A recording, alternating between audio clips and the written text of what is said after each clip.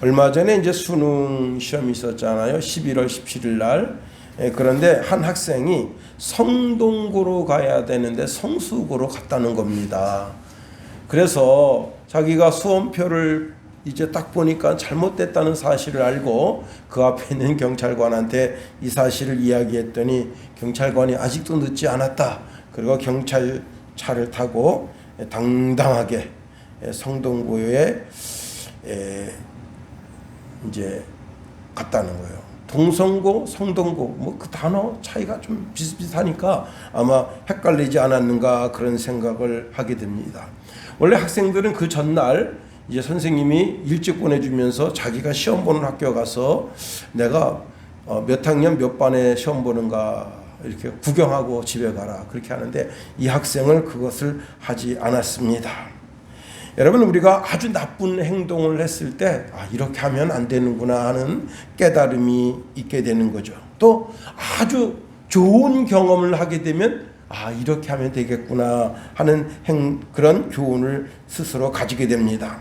오늘 본문에 보면요, 그리스도의 사랑을 경험하면서 그 넓이와 길이와 높이와 깊이가 어떠함을 깨달으라 말씀하고 있습니다.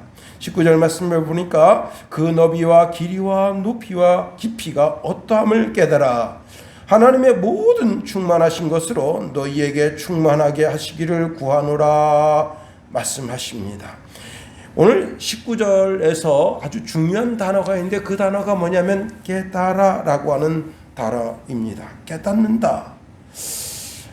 우리가 하나님의 은혜를 깨닫는 것이 참 중요하죠.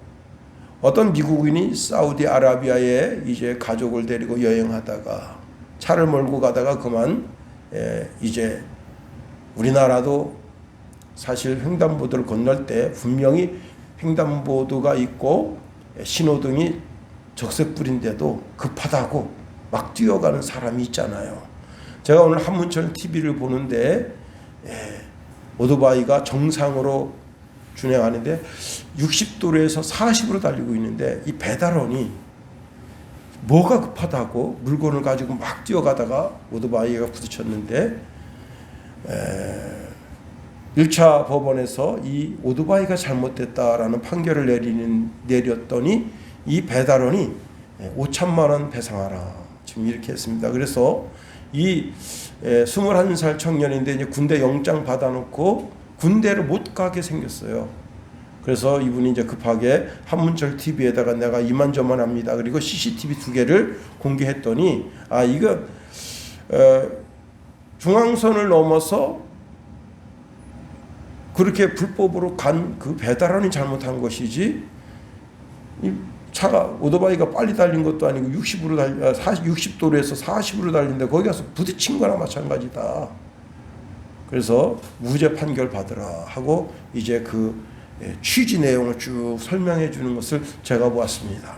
하여튼 이 미국인이 이제 사우디아라비아에서 운전을 하다가 그냥 횡단보도에 빨간불인데 튀어드는 학생을 쳐서 그냥 그 자리에서 즉사시켰어요.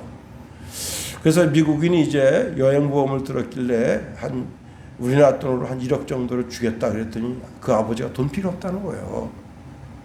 그래서 어떻게 해주면 좋겠냐 했더니 당신 아들 죽이면 된다. 참 곤란하죠. 그런데 눈에는 눈, 이에는 이 아니겠어요? 아브라함이 이제 늦둥이 아들을 보게 됩니다.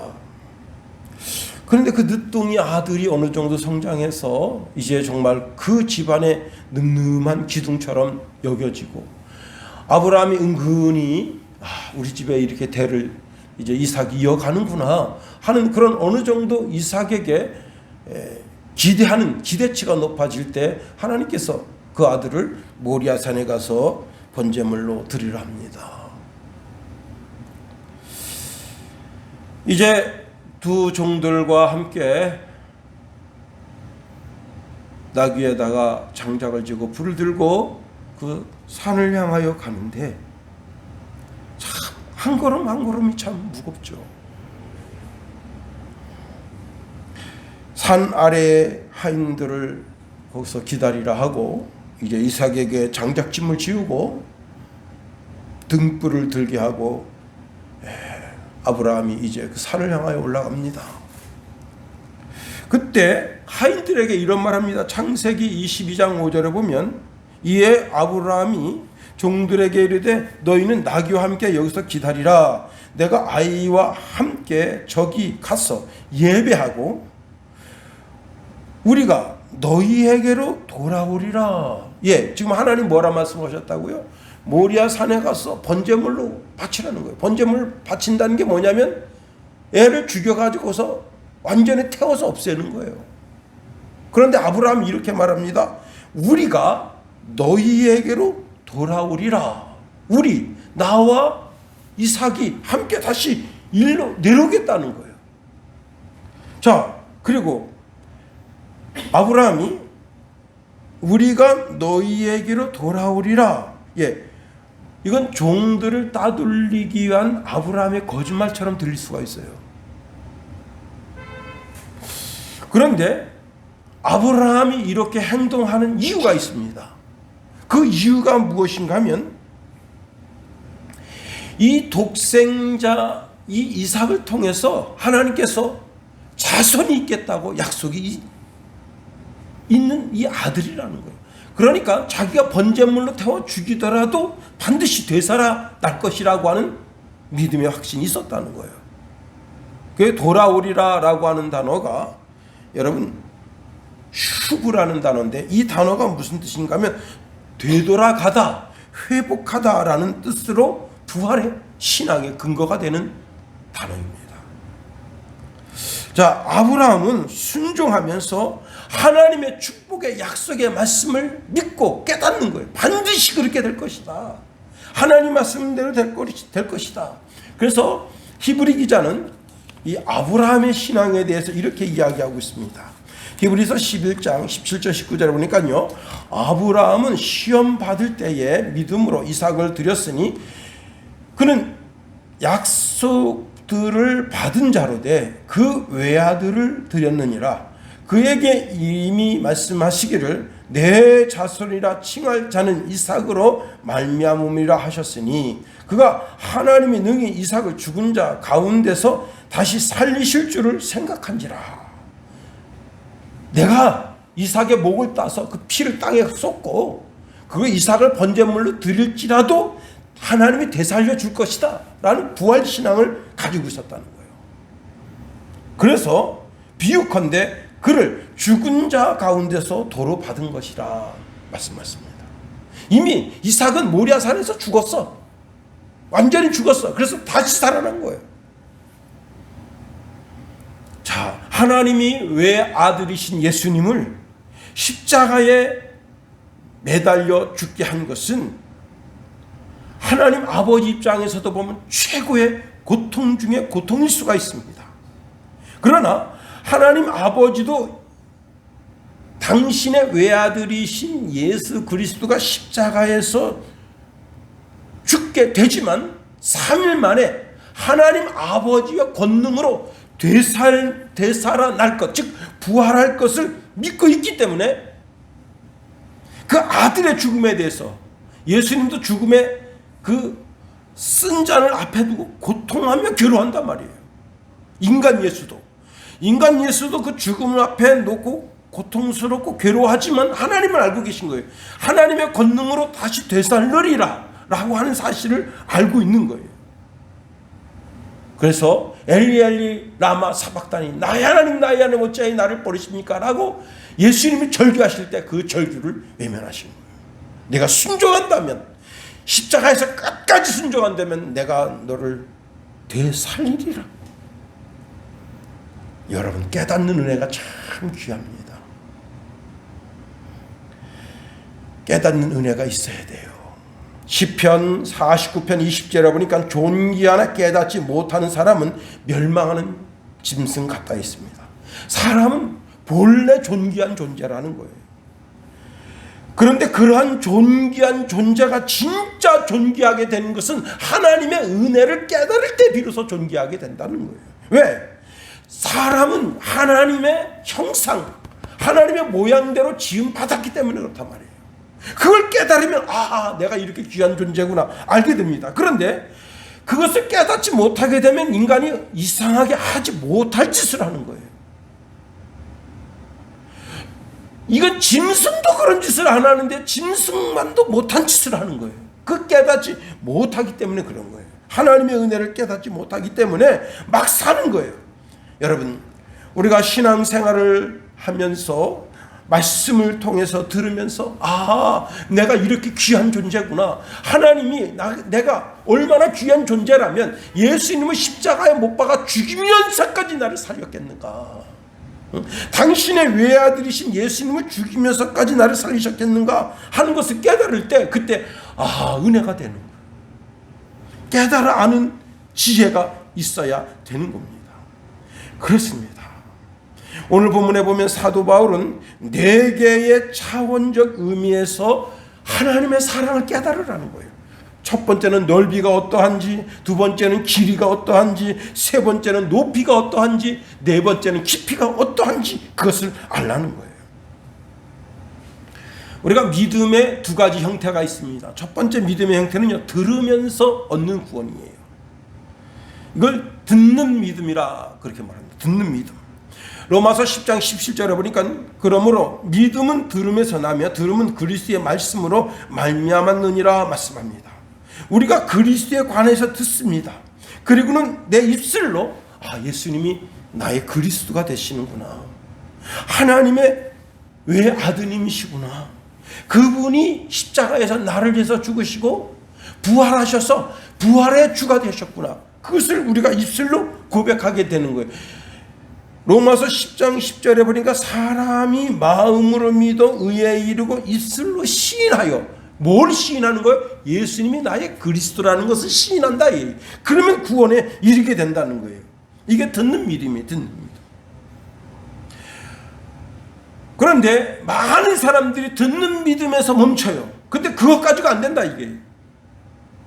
이제는 그리스도 예수를 내 마음에 모시는, 주로 모셔드리는 신앙이 있어야 된다는 거예요.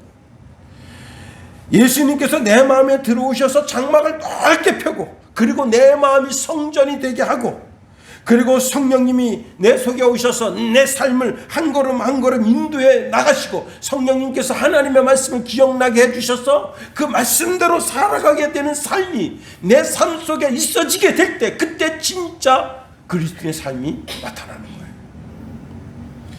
모름지기 성경이라고 하는 것은요, 하나님의 사랑의 선포장이다. 구약 성경을 보면 하나님이 하나님의 백성을 어떻게 사랑하셨는지 그 사랑의 선포가 창세기서부터 쫙 나오는 거예요. 아담과 하와가 죄악에 빠진가, 그 죄악에 빠진 인간을 그냥 내버려 두지 아니하시고 당장 쫓아오셔서 어린 양을 잡아서 어린 양의 가죽으로 덧입혀 주시고 그 죄를 씻어 주시는 분이 하나님이시다 이게.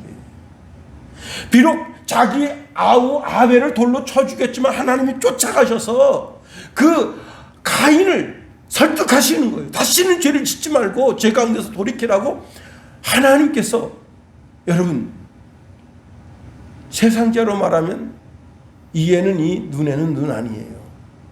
근데 하나님 그렇게 하지 아니하시고 자기 아우 아벨을 쳐 죽인 가인을 용서하신다. 그런데 그는 용서의 표를 받고도 하나님의 낯을 피하여 도망갔어요.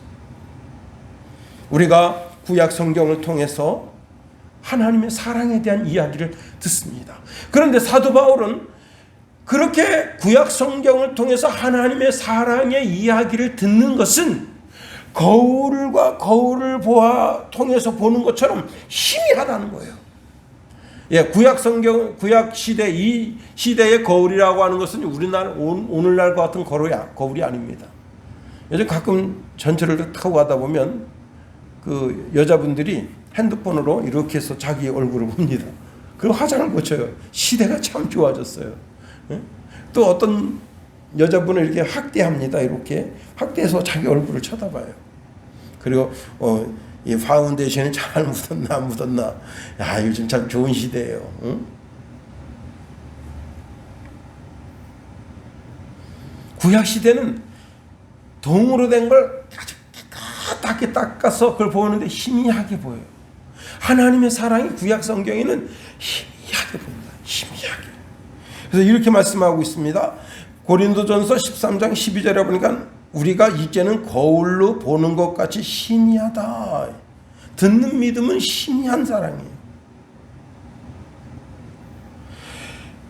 이제는 듣는 믿음에서 체험하는 신앙으로 나아가야 된다는 거예요. 그게 바로 하나님의 사랑의 넓이, 길이, 높이, 깊이가 어떠한 것을 깨달아 하는 거예요.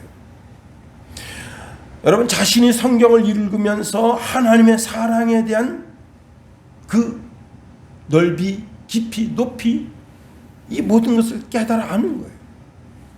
로마서 5장 8절에 보니까 우리가 아직 죄인 되었을 때에 그리스도께서 우리를 위하여 죽으심으로 하나님께서 우리에 대한 자기의 사랑을 확증하셨느냐. 확증되어진 그 사랑을 우리가 깨달아 아는 거예요. 요한복음 15장 9절에 보니까 아버지께서 나를 사랑하신 것 같이 나도 너희를 사랑하였으니 나의 사랑 안에 거하라. 하나님 아버지가 성도를 사랑하신 것 같이 그리스도도 우리를 사랑하시는데 그 사랑의 본질상 똑같다. 우리가 예수님을 사랑하는 것은 바로 하나님을 사랑하는 것과 같다는 겁니다. 우리가 오늘 본문에 있는 말씀을 통해서 깨달아 알 진리가 참 많습니다.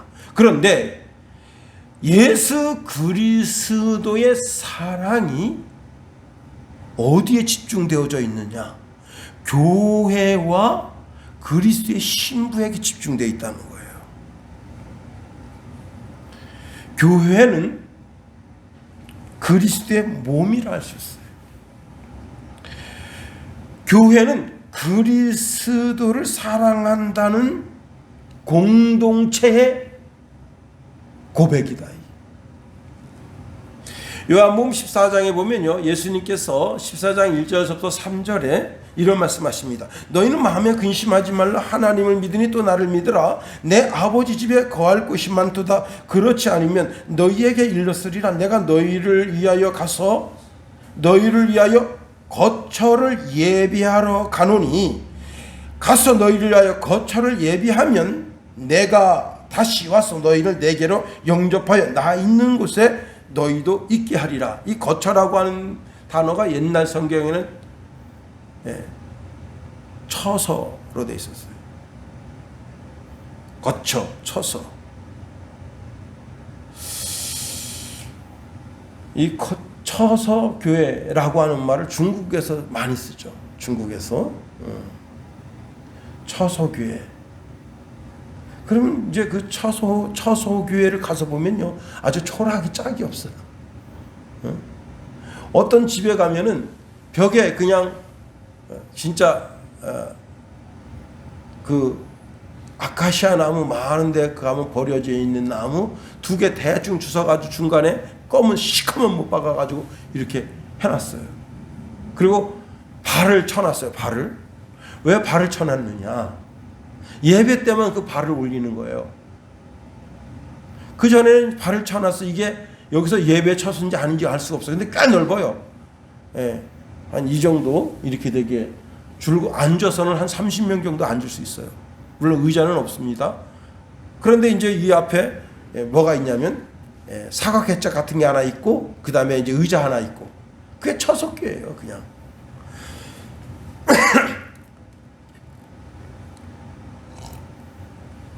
주님께서 처소를 예비하러 가신다, 거처를 예비하러 가신다 하니까 아주 초라해 보입니다. 그런데 요한계시록 21장 2절에 보면 주님이 예비하신 처소가 뭔가 보니까 거룩한 성 새 예루살렘 성이에요. 이 성 크기가 어마어마합니다. 말씀에 이렇게 말씀하고 있어요. 또 내가 보매 거룩한 성 새 예루살렘이 하나님께로부터 하늘에서 내려오니 그 준비한 것이 신부가 남편을 위하여 단장한 것 같더라 했어요. 요한은 예수님께서 재림하실 때 그리스도의 신부는 영광스러운 모습으로 부활하여 어린 양 혼인잔치에 참여하는 환상을 보게 됩니다. 자, 요한은 종말에 일어날 환상을 보는 가운데 거룩한 성, 새 예루살렘 성이 교회, 즉 어린 양의 신부인 교회를 위해서 예비되어져 있는 것을 보게 되는 겁니다.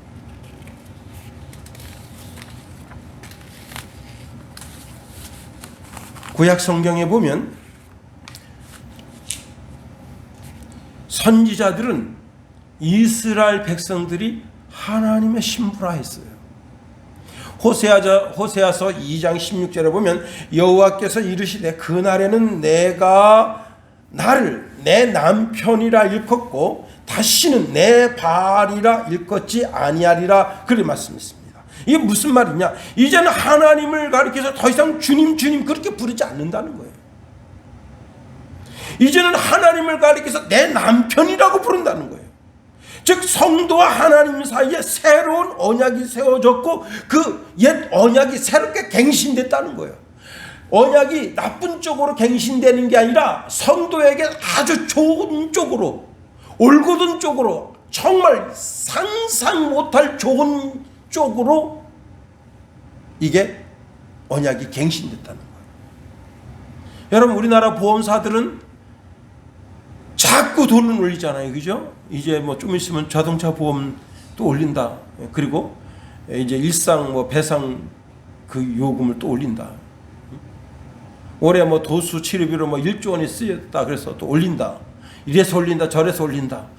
계약이 갱신되는데 우리는 계약 갱신되면서 뭣도 모르고 그냥 사인해 주는데 어떤 때 딱 보면 거기에 아주 그 전에 있었던 좋은 조건들이 싹 빠질 때가 있어요. 그러나 하나님은 계약이 갱신되면 갱신될수록 더 좋은 것을 내주신다. 구약에 있는 백성들은 하나님을 한 번도 아버지라고 부른 적 없었는데 영접하는 자, 그 이름을 믿는 자들이 하나님의 자녀가 되는 계약이 새롭게 갱신됐다. 이게 예수님은 나를 친구라고 언약이 새롭게 갱신됐다. 이게. 그리고 나를 거룩한 신부라고. 그렇습니다. 세례 요한이 예수님을 소개할 때 예수님은 신랑이고 자기는 신랑에게 신부를 소개하는 자와 같다 했어요. 요한복음 3장 29절에 보니까 신부를 취하는 자는 신랑이니 서서 신랑의 음성을 듣는 친구가 크게 기뻐하나니 나는 이러한 기쁨이 충만하였노라. 자, 우리 예수님이 신랑 되시고 모든 성도들은 거룩한 신부가 된다. 예수님도 자기 자신을 혼인집의 신랑으로 비유하셨어요. 마가복음 2장 19절에 보니까 예수께서 그들에게 이르시되 혼인집 손님들이 신랑과 함께 있을 때에 금식할 수 있느냐? 신랑이 함께 있을 동안에는 금식할 수 없느니라. 사도 바울은 자기는 영혼의 중매자다. 이게. 그래서 성도들을 예수 그리스도의 신부로 중매하는 중매장이라고 자기 자신을 고백하고 있습니다. 고린도후서 11장 2절에 보니까 내가 하나님의 열심으로 너희를 위하여 열심을 내노니 내가 너희를 정결한 처녀로 한 남편인 그리스도께 드리려고 중매함이로다. 여러분, 신랑이 가장 사랑하는 사람이 누구냐? 신부입니다. 최고로 사랑하는 사람이 누구냐? 신부예요. 이스라엘은요, 우리는 요즘은 이제 약혼이라는 게 없어졌어요. 그 약혼이라고 하는 개념이 희미해졌어요. 근데 옛날에는 제가 결혼할 때만 해도 약혼이라고 하는 개념이 뚜렷하게 있었어요. 그래서 뭐 누가 약혼했다더라, 누가 약혼했다더라, 아니 뭐 언약식을 했다더라, 언약 예배를 드렸다더라. 근데 요즘은 그런 얘기를 들어보기가 쉽지가 않습니다. 그런데 이스라엘은요, 결혼하기 한 1년 전쯤에 서로 정혼을 해요. 약혼을 하는 거예요. 약혼은 정식 부부가 됐다고 하는 선언과 똑같아요. 동거하지는 않지만 1년 동안 약혼하는 그 기간 동안에 이제 남편 되는 사람이 신부를 맞이할 집을 준비하는 거예요. 아니, 노숙하면서 살 수는 없잖아. 무슨 아담과 하와처럼 나무 숲에서 비 맞아가면서 살 수는 없잖아. 그래서 집을 하나, 거처를 예비하는 거예요. 그 1년 그 기간 동안에 여자도 자기 남편을 사모하면서 자기의 정주를 지키면서 살아야 되는 거예요. 자, 그 1년 기간이 성도들에게는 자기가 마지막 호흡이 끊어지는 그 기간이에요. 숨이 끊어지는 그 기간이에요. 그 기간 동안에 이 땅에 있는 성도들은 믿음의 정도를 지켜야 되는 거예요. 무당에게 가서 기웃기웃댄다든가 바위에게 비나이다 큰 아름들이 은행나무 밑에 가서 내 소원이 이건데, 여러분 하나님께 매맞을 짓이야. 그리고는 이제 1년 정도가 지나면 그 신랑이 이제 드디어 신부를 자기 집으로 데려가기 위해서 신랑이 신부 집에 오는 거예요. 그게 이제 예수님이 비유로 말씀하시는 마태복음 25장에 열처녀 비유, 그 비유가 거기서 나오는 거예요. 그렇습니다. 주님은 이렇게 우리에게 말씀하십니다. 요한복음 14장 2절 3절에 보니까 내 아버지 집에 거할 곳이 많도다. 그렇지 아니하면 너희에게 일렀으리라. 내 아버지 집에 거할 곳이 많다. 주님이 우리를 위해서 아주 대단한 처소를 예비해 주시고, 거룩한 성 새 예루살렘 성. 왜? 가장 사랑하는 자에게 가장 아름답고 가장 존귀한 집을 준비한 겁니다.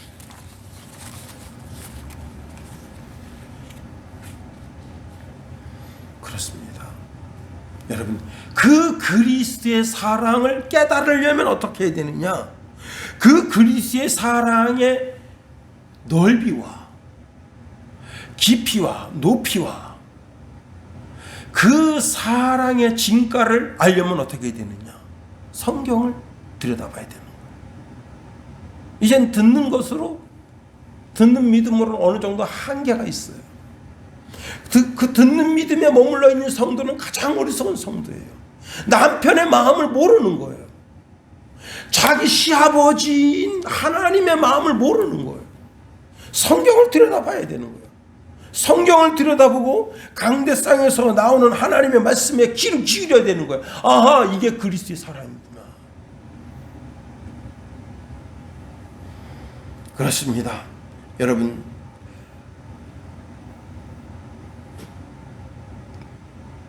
성도가 하나님을 알기 전에는 이 땅에서 아주 초라할 수가 있어요.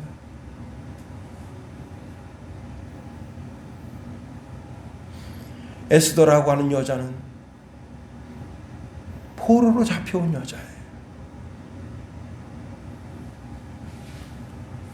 포로로 잡혀왔는데 한 나라의 왕비가 되니까 여러분 어마어마해집니다. 그 왕비가 거느리는 시녀들이 100명입니다. 심지어는 거기에는 수많은 환관들도 와서 그 에스더 왕비의 아름다움을 위해서 헌신하고 수고를 합니다.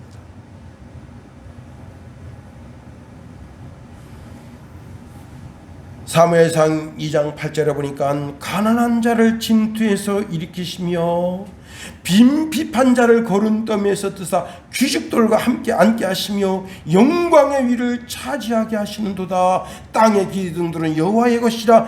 여호와께서 세계를 그 위에 세우셨도다.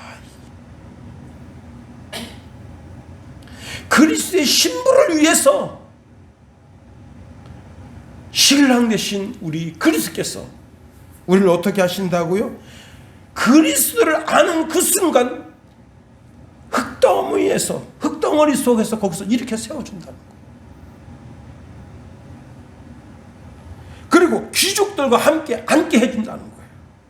그리고 영광의 위를 차지하게 하고 그 나라의 기둥이 되게 하신다. 이러한 그리스도의 사랑을 깨닫는 저와 여러분이 다 되기를 예수님의 이름으로 축원해 드립니다. 두 번째로요, 그리스도의 사랑을 깨달으려면 충만하게 해야 한다는 거예요. 여러분 19절 말씀 다시 한번 읽어봅니다. 19절 시작. 그 너비와 길이와 높이와 깊이가 어떠함을 깨달아 하나님의 모든 충만하신 것으로 너희에게 충만하게 하시기를 구하노라. 예, 여기 충만하다고 하는 말은 가득 차게 하다라는 뜻입니다. 문자적으로는요, 그 물에 꽉 채우다, 또 물 웅덩이에 물이 꽉 차서 넘쳐 흐를 정도로 돼 있다, 그런 뜻이에요. 다시 말하면 내 속에 그리스도를 아는 지식의 깨달음이 단순하게 그냥 조금 아는 그 정도 갖고는 안 된다는 거예요. 이제는 그리스도를 아는 지식이 충만해져서 그리스도를 아는 그 지식이 충만해져서 이제는 그리스도의 사랑을 알고 그리스도를 이해하고, 그리고는 내 삶 속에서 그 사랑이 흘러 넘쳐서 다른 사람에게 그 사랑이 전가되어져야 한다는 뜻을 가지고 있는 겁니다. 물이라는 게 참 희한하잖아요, 그죠?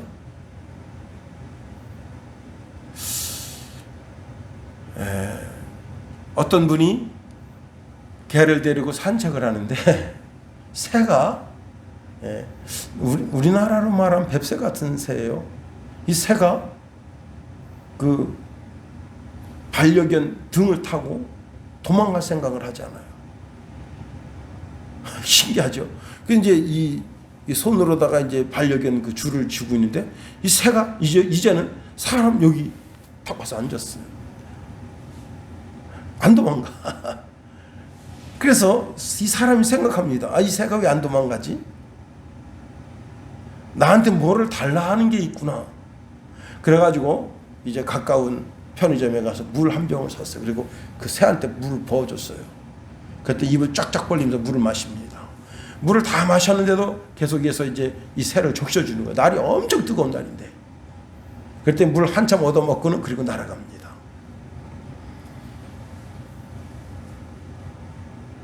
이 새도 이 사람한테 자기가 사랑을, 친밀함을 드러내면 뭔가 자기한테 사랑의 보답이 올 걸 알고, 그 강아지가 휙 돌아서 물면 어떡할 거예요? 사람이 자기 손에 앉고 딱 채우면 어떡할 거예요? 두려움을 극복하고 사람 손에 앉아가지고 사람을 쳐다보면서 간절한 눈빛을 보이니까 이 사랑이 통해서 그 새에게 사랑을 주는 거예요. 요한일서 3장 18절 말씀해 보니까 자녀들아 우리가 말과 혀로만 사랑하지 말고 오직 행함과 진실함으로 사랑을 나타내라. 그것이 바로 충만한 거예요. 그리스도의 사랑을 내가 받았다. 그 그리스도의 사랑을 받았다고 하는 것이 뭐냐? 다른 사람에게 행함과 진실함으로 사랑이 흘러 넘쳐야 그게 진짜 그리스도의 사랑을 받은 자의 삶입니다. 그리스도의 사랑을 진정으로 안 사람은 자기 가족을 돌아보는 거예요. 자기 가정을 돌아보는 거예요. 자기와 관계된 사람을 돌아보는 거예요. 여러분, 이웃을 해하지 않습니다. 여러분, 성프란시스코가 아주 추운 날 말을 타고 가는데 웬 거지가 추위에 덜덜덜 떨고 있어요. 그래서 성프란시스코가 이제 말에서 내려서 무엇을 원하십니까? 물었습니다. 그래, 너무 춥습니다. 그러니까 이 사람이 자기 입던 겉옷을 벗어 거지에게 입혀줬습니다.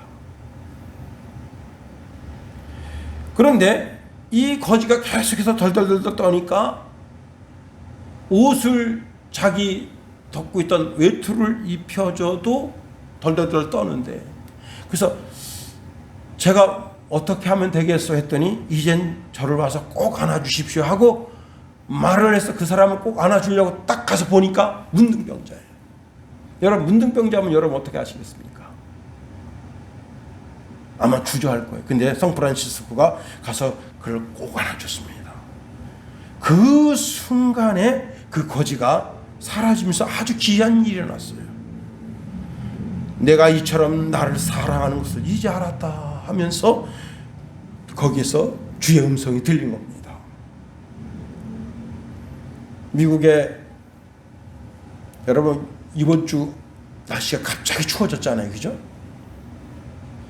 이렇게 날씨가 갑자기 추워진 날인데 한 노숙자가 바지가 없어요. 팬티 바람, 이 사각 팬티 바람으로 밖에서 추워서 덜덜덜 떨고 있어요. 근데 부부가 이제 편의점에 뭐 사러 왔다 보니까 그 사람이 바지가 없어.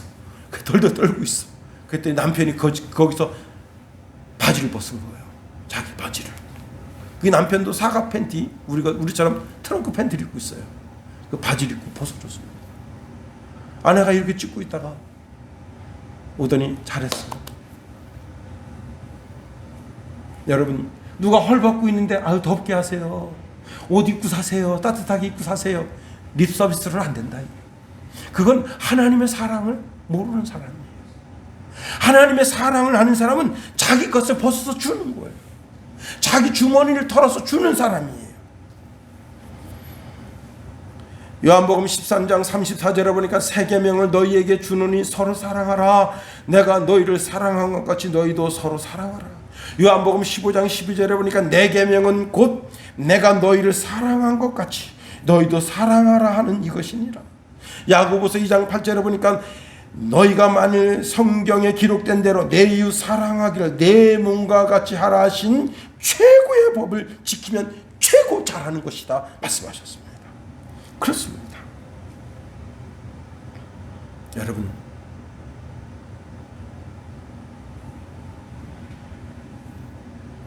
여러분의 삶을 통해서 깨달은 그리스도의 그 사랑이 이제 충만하게 이웃을 흘러 넘쳐 흐르게 되는 사랑이 되게 되는 거예요. 노량진 수산시장에서 새우젓을 파시는 할머니가 있어요. 저는 참 그걸 보면서 참 안타까움을 느꼈는데 이 할머니가 빚도 많이 졌어요. 얼마를 졌는가 하면 이 할머니가 감당할 수 없을 정도 빚을 졌어요. 그때 텔레비전에서 나오는데 2억 8천 정도를 졌어요.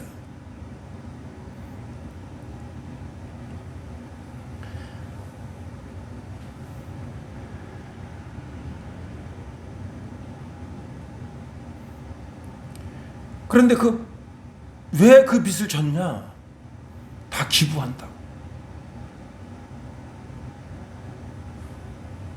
자기가 올해 당해년도에 기부하고 싶은 금액이 8천만 원이래. 이 할머니는 집도 없어요. 집도 팔아서 다 기부해버린 거예요. 자기 매장 하나 있는데 그 매장 거기에서 이제 셔터문 닫고 거기서 자요. 그런데 올해 못 벌었다. 경기가 안 좋아서. 내가 8천만 원 기부하고 싶은데. 와. 난 그거 보면서 아이 저 할머니 너무한 거 아니야? 그런데요, 이 할머니가 웬만한 중소기업이 하는 것만큼 기부를 합니다. 이 할머니는 예수 믿는 사람도 아니에요. 그냥 자기 평생 노량진 수산시장에서 번 거 다 기부했다는 거예요. 와. 저 할머니는 예수를 모르는 사람이지만 예수를 살고 있구나. 참, 야, 정말 마음에 큰 충격받았어. 불교인들도 자비를 베풉니다.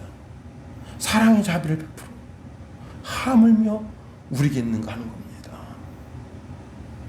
우리도 나 자신을 돌아보고 내 친구, 지인들을 돌아보고 사랑이 내 속에서 흘러서 충만하게 이 온 세상에 예수 그리스도의 사랑을 싹 돕는다면 얼마나 아름다운 세상이 되겠어요. 우리를 통하여 예수 그리스도의 계절이 오는 역사가 있어지게 되기를, 사랑이 충만해서 그 사랑이 온 세상을 덮는 성탄의 계절이 되기를 예수님의 이름으로 축원해 드립니다. 주기도문 하겠어요. 하늘에 계신 우리 아버지, 아버지의 이름을 거룩하게 하시며 아버지의 나라가 오게 하시며 아버지의 뜻이 하늘에서와 같이 땅에서 이루어지게 하소서. 오늘 우리에게 일용할 양식을 주시고 우리가 우리에게 잘못한 사람을 용서하여 준 것 같이 우리 죄를 용서하여 주시고 우리 시험에 빠지지 않게 하시고 악에서 구하소서. 나라와 권능과 영광이 영원히 아버지의 것입니다. 아멘.